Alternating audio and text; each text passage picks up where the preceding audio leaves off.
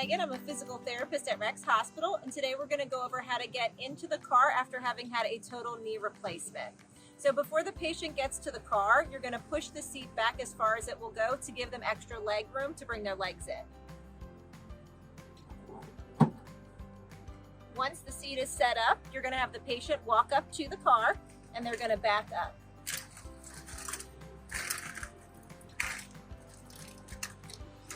You want them to back up until they can feel the car behind their legs. Once their legs are touching, they can prop up the operated leg just to help with pain. And then they're gonna sit back onto the seat. Good, and then they're gonna bring their good leg up, push back to sit onto the seat a little further.